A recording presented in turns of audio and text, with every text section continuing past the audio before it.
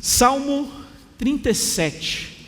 Acompanhe a leitura da palavra de Deus, que assim diz: Não te indignes por causa dos malfeitores, nem tenhas inveja dos que praticam a iniquidade, pois eles, dentro em breve, definharão como a relva e murcharão como a erva verde. Confia no Senhor e faze o bem, habita na terra e alimenta-te da verdade. Agrada-te do Senhor e Ele satisfará os desejos do teu coração. Entrega o teu caminho ao Senhor, confia nele e o mais Ele fará. Fará sobressair a tua justiça como a luz e o teu direito como o sol ao meio-dia. Descansa no Senhor e espera nele. Não te irrites por causa do homem que prospera em seu caminho, por causa do que leva a cabo os seus maus desígnios. Deixa a ira, abandona o furor, não te impacientes, certamente isso acabará mal. Porque os malfeitores serão exterminados, mas os que esperam no Senhor possuirão a terra. Mas um pouco de tempo e já não existirá o ímpio, procurarás o seu lugar e não o acharás, mas os mansos herdarão a terra e se deleitarão na abundância de paz. Trama o ímpio contra o justo e contra ele ringe os dentes. Rir-se-á dele o Senhor, pois vê estar se aproximando o seu dia. Os ímpios arrancam da espada e distendem o arco para bater o pobre e necessitado, para matar os que trilham o reto caminho. A sua espada, porém, lhes traspassará o próprio coração e os seus arcos serão espedaçados. Mas vale o pouco do justo que a abundância de muitos ímpios, pois os braços dos ímpios serão quebrados, mas os justos o Senhor os sustém. O Senhor conhece os dias dos íntegros, a herança deles permanecerá para sempre. Não serão envergonhados nos dias do mal, e nos dias da fome se fartarão.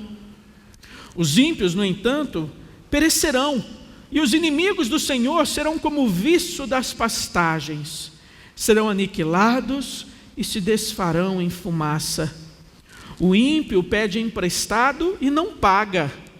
O justo, porém, se compadece e dá. Aquele a quem o Senhor abençoa, possuirão a terra, e serão exterminados aqueles a quem amaldiçoa. O Senhor firma os passos do homem bom, e no seu caminho se compraz. Se cair, não ficará prostrado, porque o Senhor o segura pela mão. Fui moço, e já agora sou velho, porém jamais vi o justo desamparado, e nem a sua descendência a mendigar o pão. É sempre compassivo e empresta, e a sua descendência será uma bênção. Aparta-te do mal, e faze o bem, e será perpétua a tua morada. Pois o Senhor ama a justiça e não desampara os seus santos. Serão preservados para sempre, mas a descendência dos ímpios será exterminada. Os justos herdarão a terra e nela habitarão para sempre. A boca do justo profere a sabedoria e a sua língua fala o que é justo. No coração tem ele a lei do seu Deus, os seus passos não vacilarão. O perverso espreita o justo e procura tirar-lhe a vida, mas o Senhor não o deixará nas suas mãos, nem o condenará quando for julgado. Espera no Senhor, segue o seu caminho, e Ele te exaltará para possuíres a terra. Presenciarás isso quando os ímpios forem exterminados.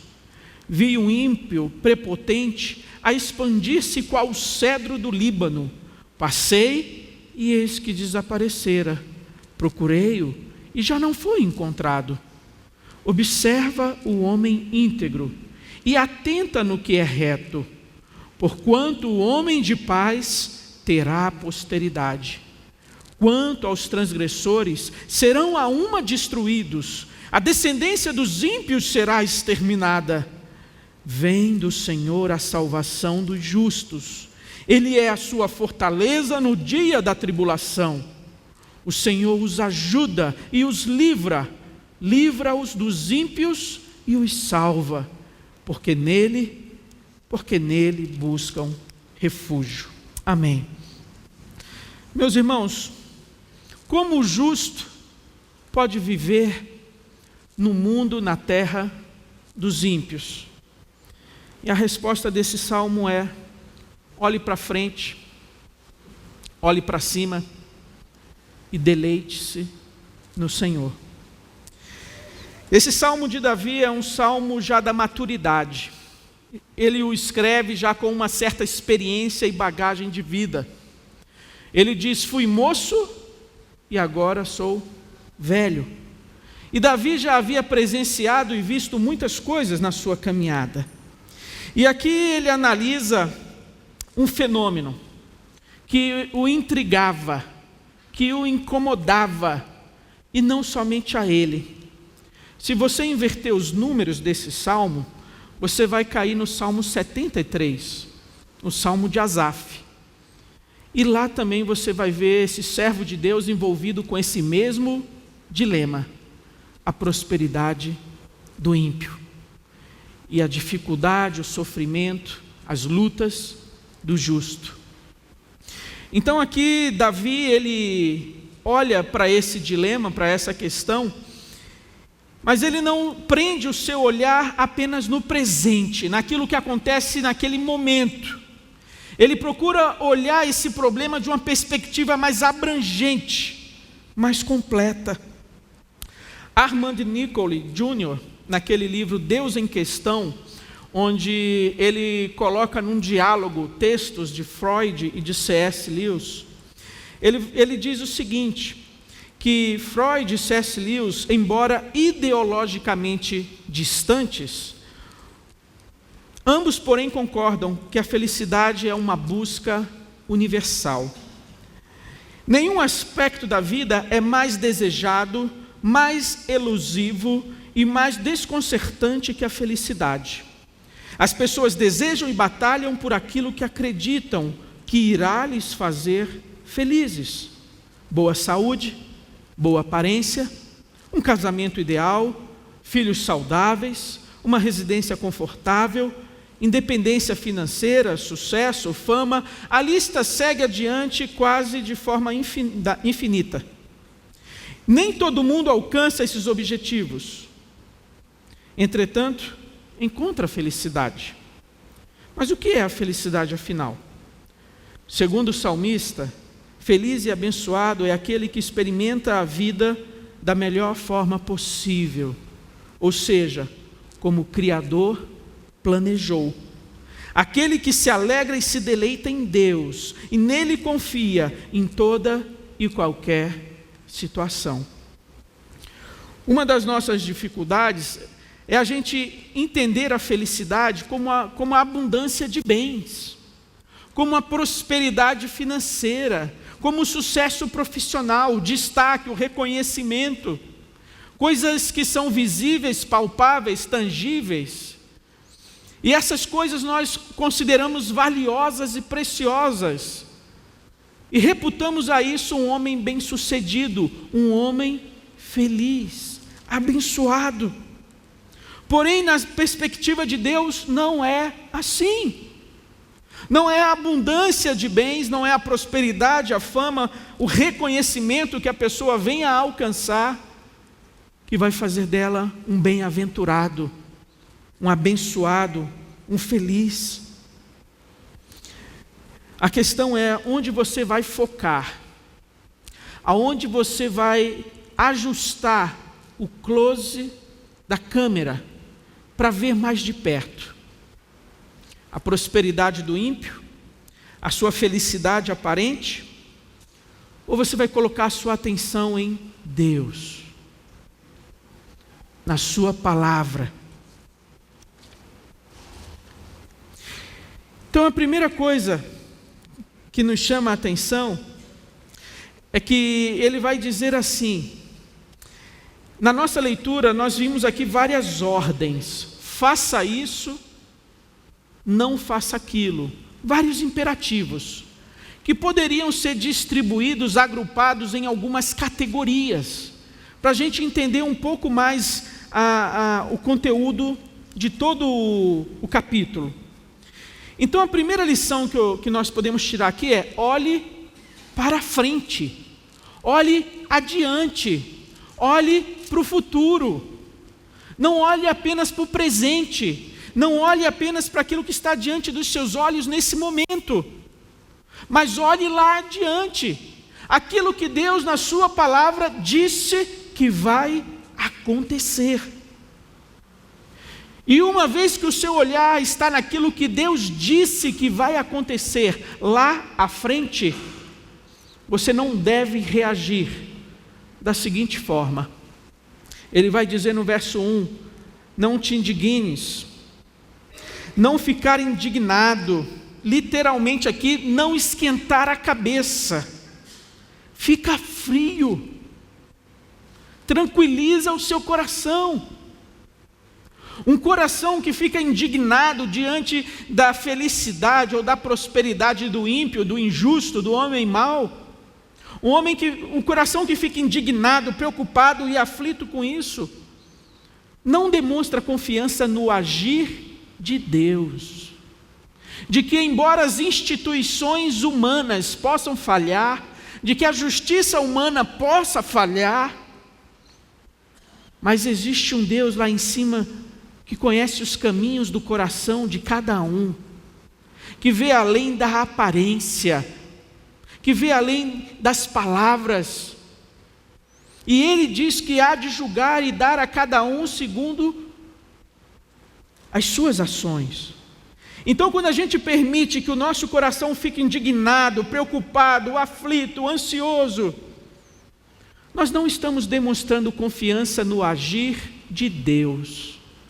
Nós queremos a justiça agora, imediatamente, e nos meus termos, naquilo que eu acho justo, na minha proporção. Além da indignação, outros são tentados à inveja. Ele vai dizer ainda no verso 1, não tenhas inveja.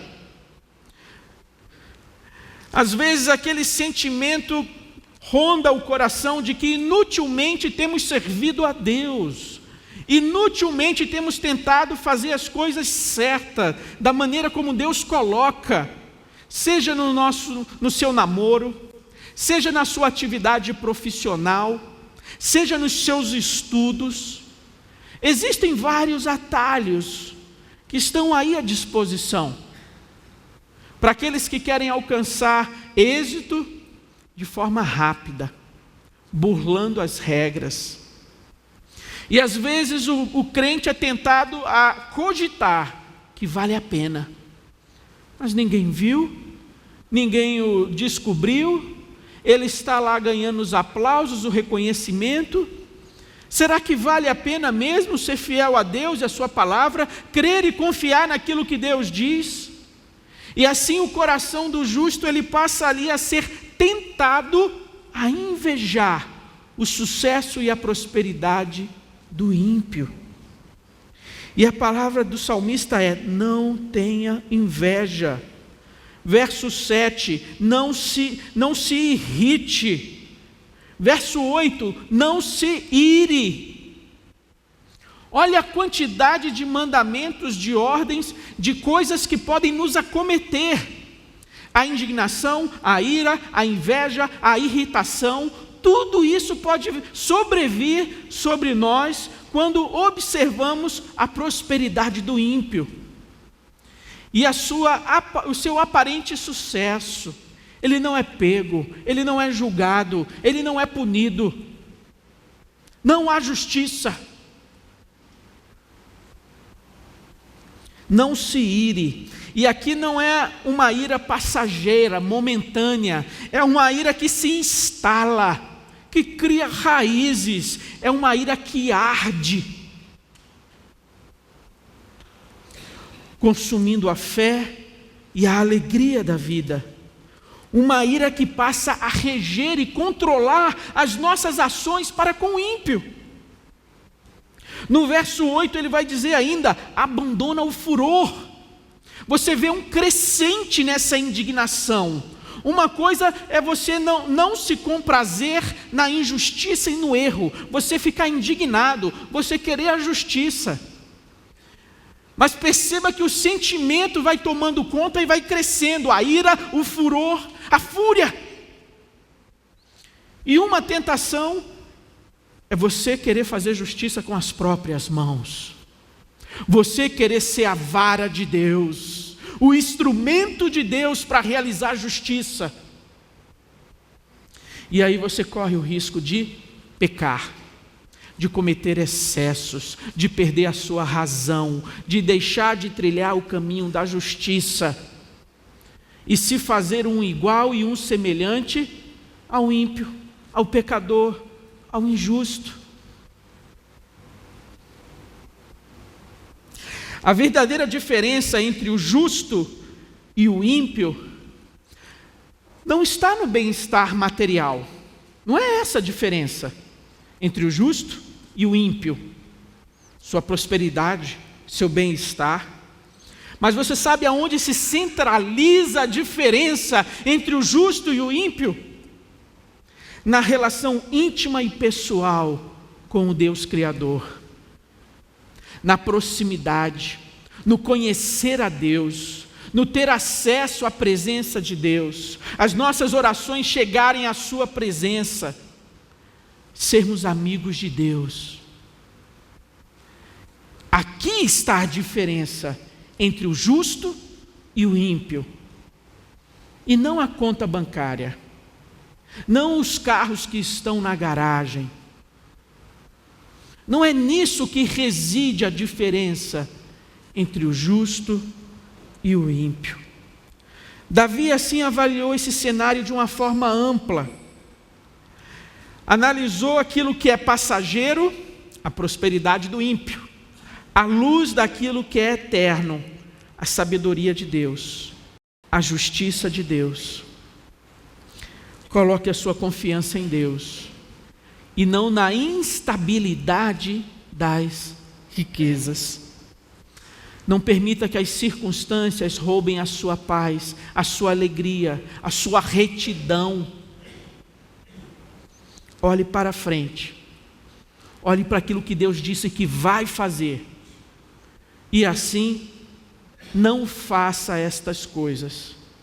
Não permita que esses sentimentos e atitudes se instalem na sua vida, roubando a sua alegria, enfraquecendo a sua fé, desanimando você de ser íntegro diante de Deus.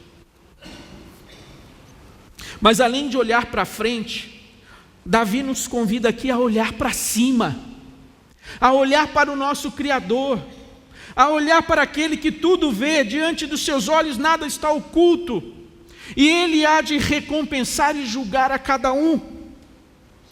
E o texto vai dizer: confia no Senhor, verso 3, verso 5, confia nele, confiança. Diante da prosperidade do ímpio ou do homem mau, o nosso coração, a nossa fé pode se enfraquecer, pode esmurecer. E a orientação aqui é: a despeito das circunstâncias à sua volta, a despeito do aparente sucesso e da injustiça prevalecer, confia em Deus, espera nele, mantenha a sua integridade, mantenha a sua retidão, não tenha inveja, não se desvie, não vá pelo mesmo caminho, não queira você realizar a justiça, confia em Deus. E essa confiança em Deus não é um convite à inércia, a cruzar os braços, a ficar olhando para o céu e esperando. Deus nos manda aqui ser ativos. Faz o bem, alimenta-te da verdade. Há um reforço aqui para que nós possamos continuar no caminho da justiça, a despeito da aparente ilusão de que não vale a pena, de que tem sido em vão. Aqui entra a fé de que Deus o vê, que Deus o recompensará, e de que você é aceito diante de Deus. Então, mesmo que você não venha a prosperar, a crescer e a desfrutar do mesmo bem-estar material do ímpio, você precisa ter esperança nessa palavra, esperança nessas promessas, esperança de que a sua maior riqueza é o Deus de Israel ser o Deus da sua vida, o Deus do seu lar. Porque no dia que o Deus Mamon faltar, no dia que o Deus Mamon se esvair pelas suas mãos, o que vai sobrar? Além de desesperança, desespero, desilusão, a ponto de você poder imaginar de que não vale mais, não adianta continuar vivendo, porque eu não posso viver sem o conforto, sem a segurança, sem o status, sem o reconhecimento. Eu não consigo mais viver sem essas coisas. Não vale a pena. É o fim da linha. E assim esse salmo nos convida a confiar em Deus, a despeito das circunstâncias. Faz o bem, alimenta-te da verdade, esforça-te por seguir a piedade, persevera. Pensa em Ló, vivendo em Sodoma e Gomorra, e não se contaminando com aquelas práticas.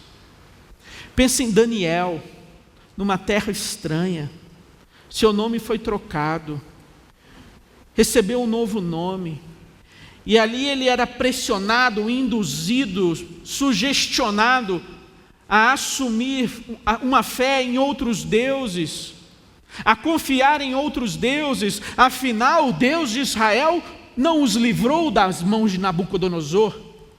Afinal, o Deus de Israel não pôde derrotar os exércitos de Nabucodonosor.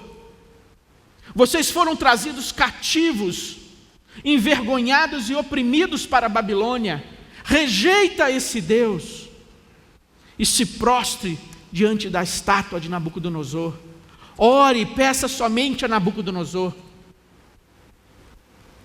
As circunstâncias não eram favoráveis.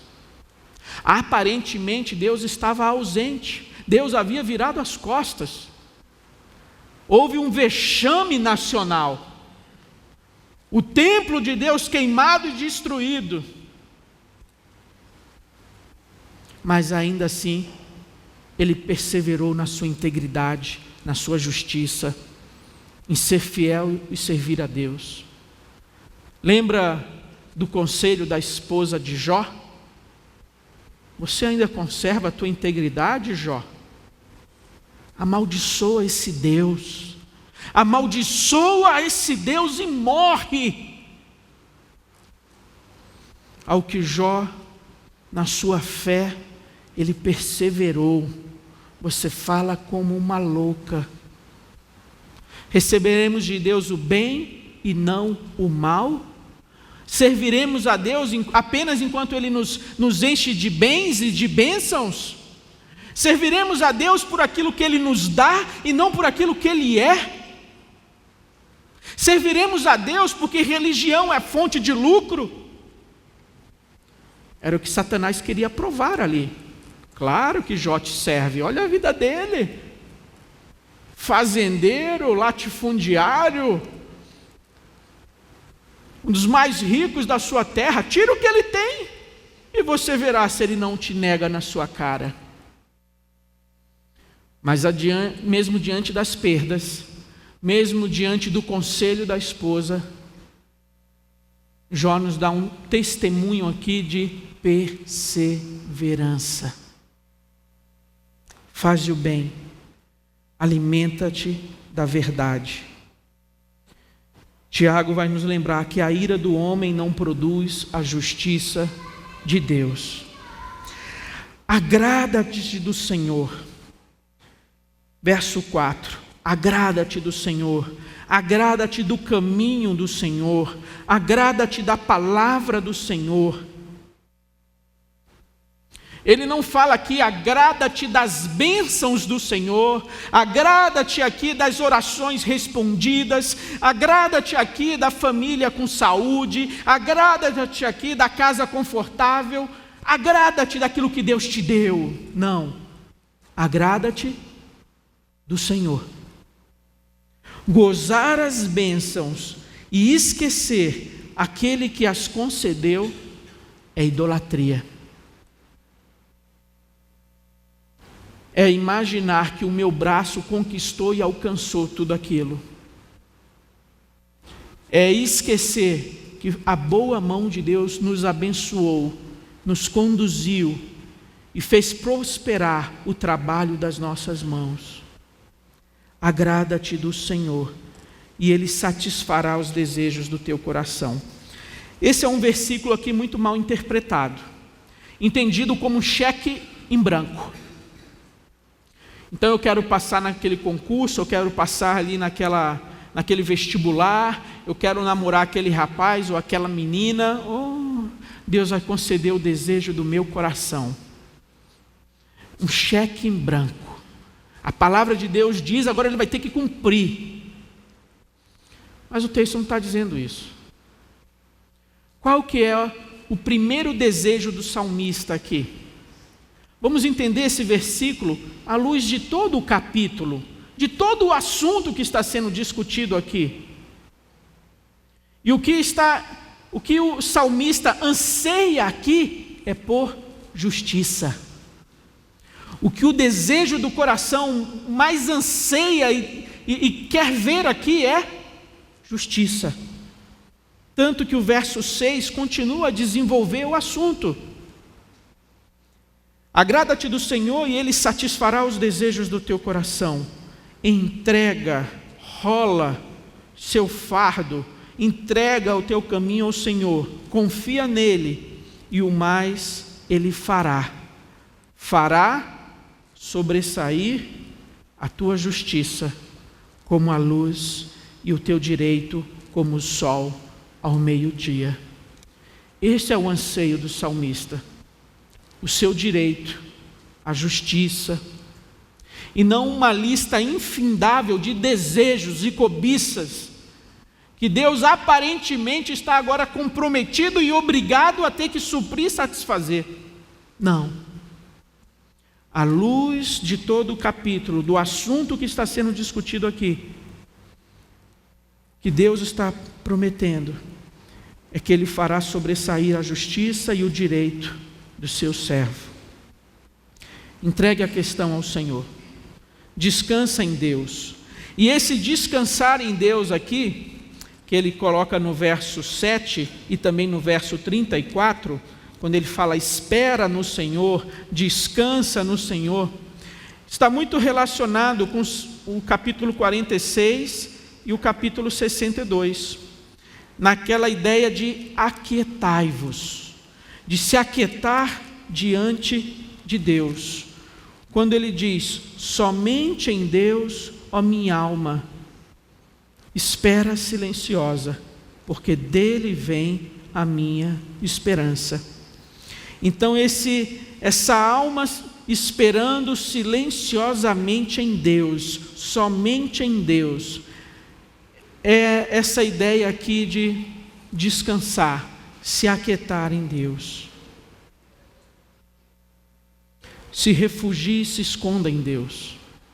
Aonde você tem buscado refúgio e amparo diante das lutas, das adversidades, dos questionamentos, das incoerências da vida, das injustiças da vida, aonde você tem projetado a sua esperança de socorro? No homem? Nas instituições? Nas ideologias? Você acha que é isso que vai trazer justiça Ou você aguarda a manifestação da glória do reino de Deus? Aquele que há de instaurar plenamente o seu reino.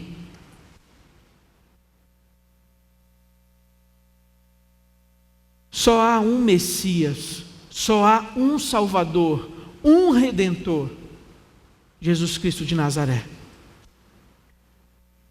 Olhe para frente. Mas por que reagir dessa forma? Por que descansar em Deus? Por que confiar em Deus? Por que esperar nele, descansar nele?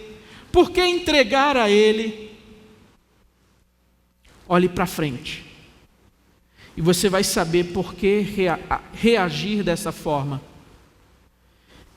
E o Salmo vai dizer: os ímpios serão punidos. Deus mesmo fará justiça.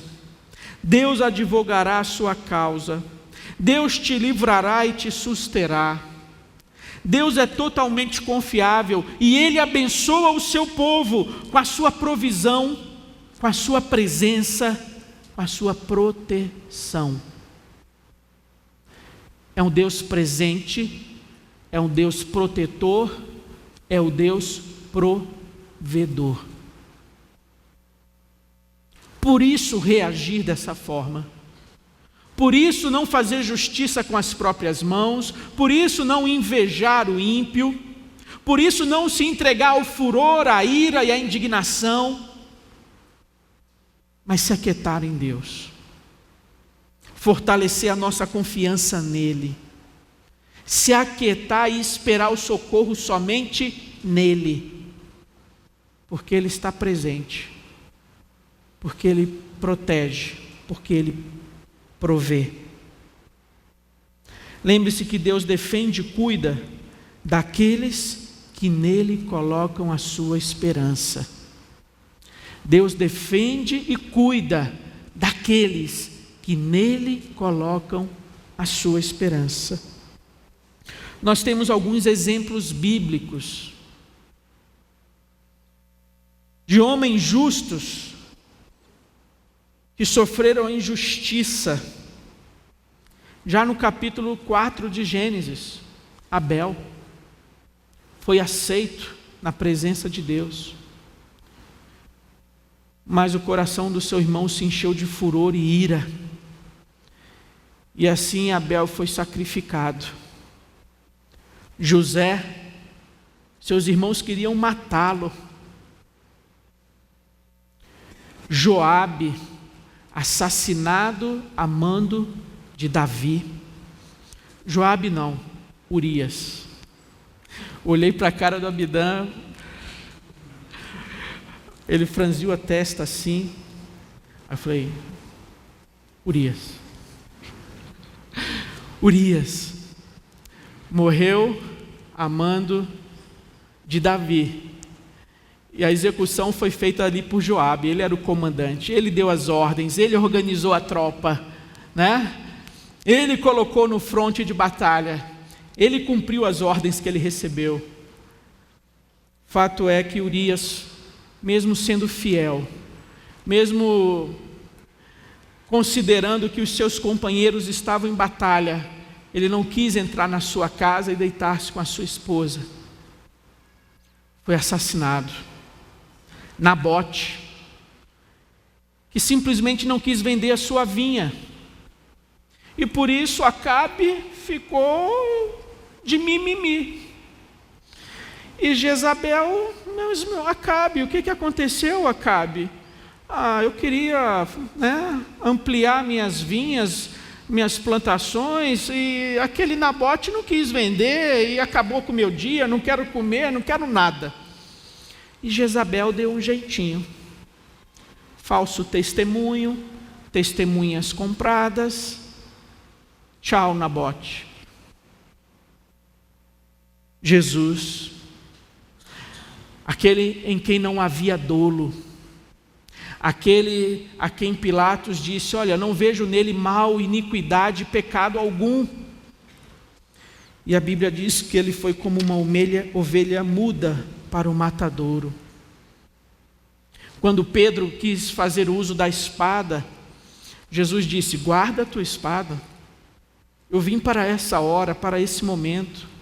Se eu quisesse, eu pediria a Deus e Ele mandaria suas legiões. E assim o Senhor Jesus não reagiu, mas Ele orou pedindo: Deus, não lhes imputes esse pecado, eles não sabem o que fazem. Jesus é o nosso maior exemplo de alguém que confiou no plano de Deus, que se entregou à vontade de Deus, mesmo quando aparentemente à sua volta a injustiça prevalecia.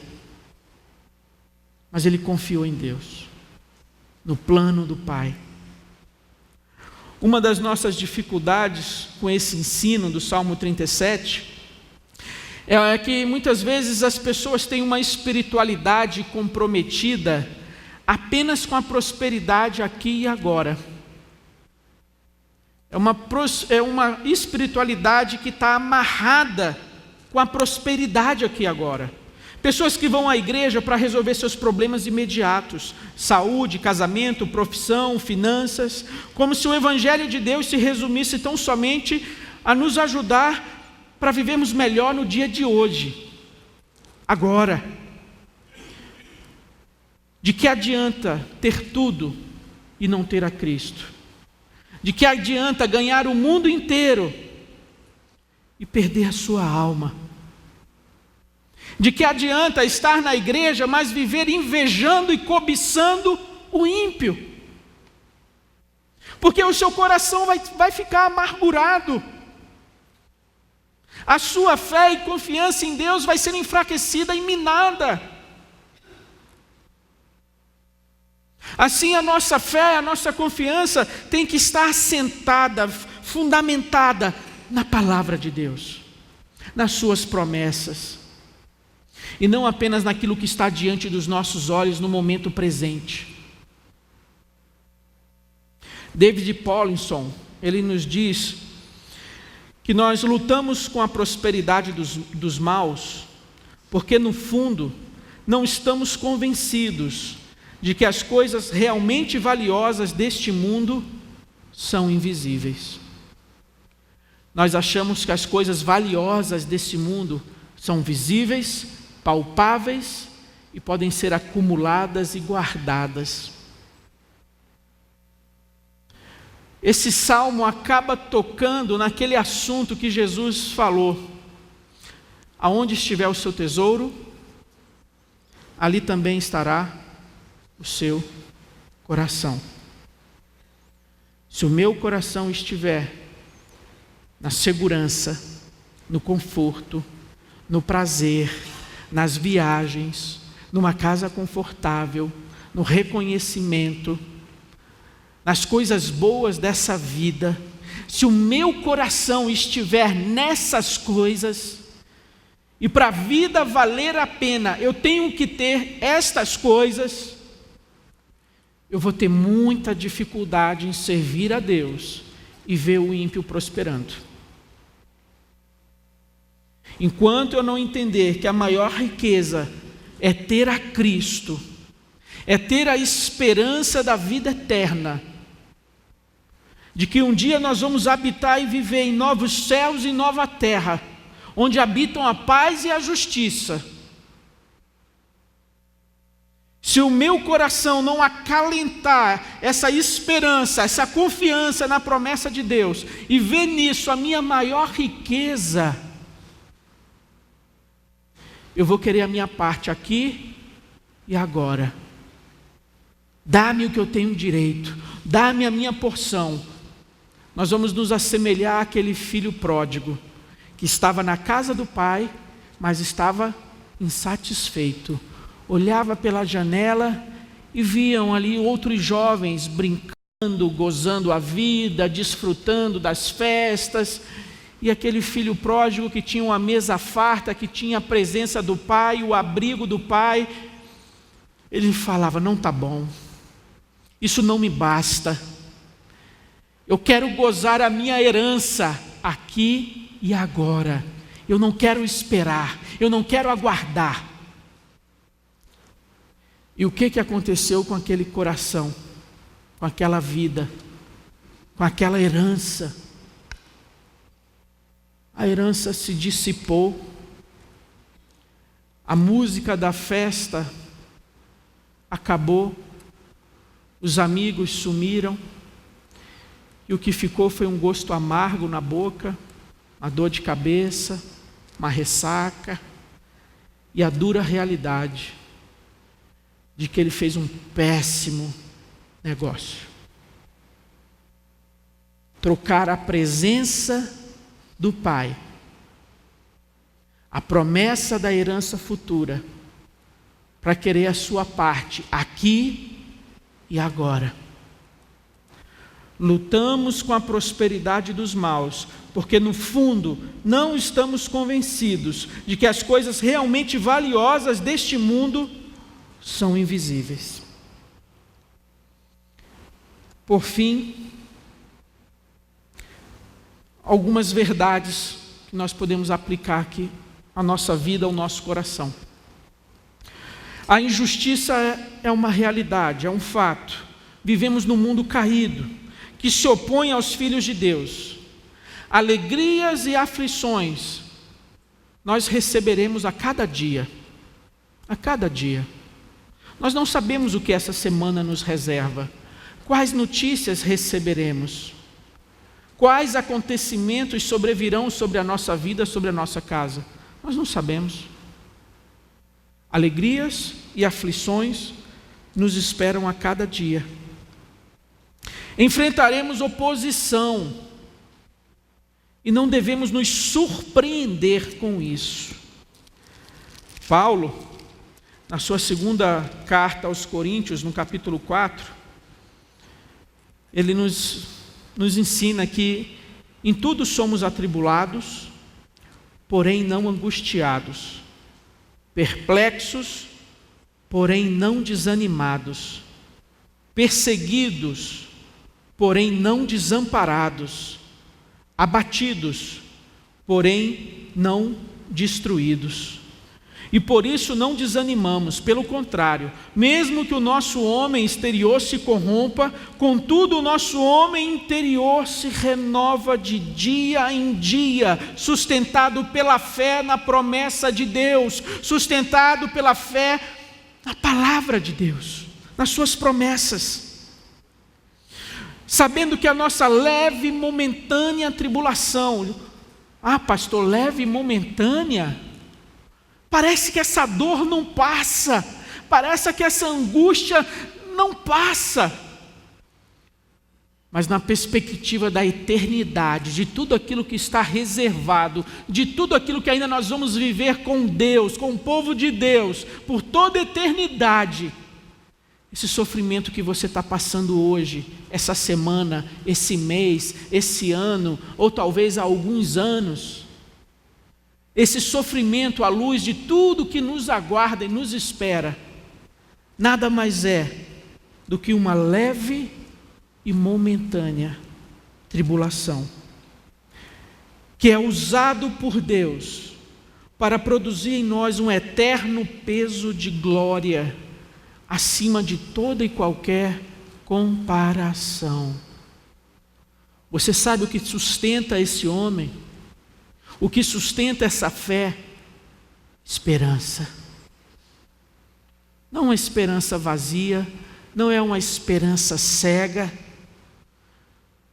mas é uma esperança naquele que venceu a morte, naquele que ressuscitou e está à destra de Deus, de onde intercede por nós, de onde se levantará para reunir os seus filhos, de onde se levantará para exercer juízo, para julgar grandes e poderosos.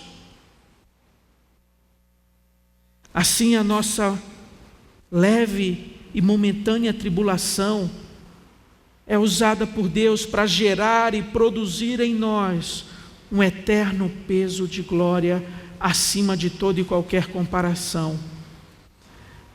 Assim, não atentamos, não olhamos nas coisas que se veem.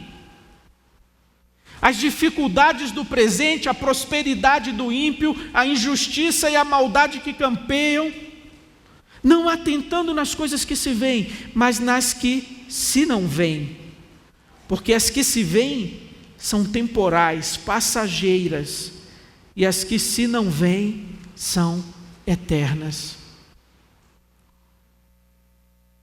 Essa palavra não nos chama a um escapismo, a uma indolência, a uma omissão, a uma alienação. Não! O salmista nos convida a confiar em Deus, a esperar o socorro dele e não dos homens, a não querer fazer justiça com as nossas mãos e a fazer o bem, a fazer aquilo que é justo, a fazer aquilo que é correto, a amparar o pobre, o que sofre, a andar no caminho de Deus. E quando nós assim andamos, nós estamos instaurando o reino de Deus nesse mundo, consolando os aflitos, chorando com os que choram, alimentando os que têm fome. E isso numa responsabilidade individual, dada a cada um de nós, não apenas corporativa, como instituição, como igreja coletiva que tem que se reunir para poder fazer isso, ou então esperar o governo fazer isso. Mas partir de cada um de nós, fazer aquilo que está ao nosso alcance, como o bom samaritano. Ele não mandou aquele moribundo se inscrever num programa do governo. Ele não falou para aquele homem que estava à beira da estrada: olha, quando eu chegar no meu destino, eu vou mandar a igreja lá, a sinagoga lá, fazer um projeto e vir aqui te socorrer. Ele estendeu a mão. Ele socorreu com aquilo que ele tinha, com aquilo que Deus lhe deu. E foi por isso que o testemunho da igreja foi notabilizado nos primeiros séculos. Porque cada um fazia conforme Deus lhe dava, conforme estava nas suas mãos. Assim, esse salmo não incentiva uma alienação, um escapismo, uma fuga, mas a confiar em Deus, a esperar nele, a não querer fazer a justiça com as próprias mãos, antes fazer o bem, fazer o que é bom, alimentando-nos da verdade, semeando a paz. A ajuda que Deus dá é o refúgio que Ele é, e Ele está pronto para socorrer. Ele está pronto para socorrer, mas nós devemos estar prontos para o buscar. Você tem buscado a Deus? Você tem colocado o seu coração nele? Ele é a sua esperança, o seu refúgio? Se for nesse Deus que você está esperando, confiando, Ele está pronto para o socorrer. Como o justo pode viver no mundo dos ímpios? Olhe para frente, olhe para cima, deleite-se no Senhor. O texto diz que Deus ri do ímpio. Esse ímpio que olha para a vida, para os prazeres e acha que tudo está bem e bem ficará eternamente, que ele não será pego. Deus olha para o ímpio e ri. Ri porque sabe que o juízo e o julgamento está perto. Mas enquanto Deus ri do ímpio, Deus sorri para aqueles que confiam nele. Deus sorri para aqueles que colocam nele a sua esperança, a sua confiança, as suas lágrimas, as suas tristezas, as suas frustrações, colocam diante do Senhor. Deus sorri para você, meu irmão.